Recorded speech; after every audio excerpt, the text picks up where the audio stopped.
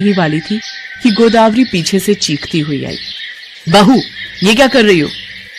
माँ जी, ये देखिए ना, गौ माता बहुत देर से दरवाजे पर खड़ी रंभा रही हैं। इन्हें जरूर भूख लगी होगी, इसलिए मैं इन्हें ये रोटी देने आ गई। किससे पूछकर रोटी देने आ गई? रोटी क्या मुफ्त की आती है? माँ जी, गौ माता को खिलाना तो पुण्य का काम होता है। ठीक है, तू पुण्य कमा, तू अपने हिस्से की रोटी इसे दे दे और इसे चलता कर। आज तुझे भी एक रोटी खाने को नहीं मिलेगी। मजाक बना रखा है तुमने। गाय को दे दो, कुत्ते को दे दो, इसको दे दो, उसको दे दो, ऐसे में तो तू पूरा घर ही लुटा देगी। सुगंधा ने पहली बार अपनी सास का ऐसा रूप देखा। वो अंदर तक सिहर गई। फिर तो हर दिन उसे किसी न किसी चीज के लिए टोका जाता। अरे क्या कर रही है तू? कितना नमक डाल रही है? माँ जी, सब्जी के अनुसार डाल रही हूं। तू मुझे मत सिखा। इस हिसाब से चीजें खर्च करेगी तो महीने का राशन 2 बार लाना पड़ेगा। कौन देगा उसके पैसे? तेरा बाप? हाँ, बोल, अपने बाप को बोल देगा वो पैसे। अपने पिता के लिए अपमान भरी बातें सुनकर सुगंधा की आंखों में आंसू आ गए। एक दिन की बात है, दोपहर का ही समय था। सुगंधा की तबीयत थोड़ी ठीक नहीं लग रही थी तो उसे झपकी आ गई। उस दिन उसकी गलती से किचन का दरवाजा खुला रह गया था, जिसके कारण एक बिल्ली किचन में घुस गई और वो दूध पी गई।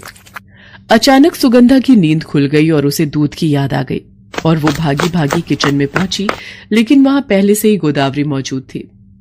अरे तेरा दिमाग खराब है क्या? क्यों मेरा घर लुटाने पर लगी है? जरा सा ध्यान नहीं रख सकती तू चीजों का? वो माँ जी, थोड़ी तबीयत ठीक नहीं लग रही थी तो आंख लग गई। आंख लग गई, ठीक है। तेरे चलते दूध का जो नुकसान हुआ है वो भरेगा कौन? तू ही ना।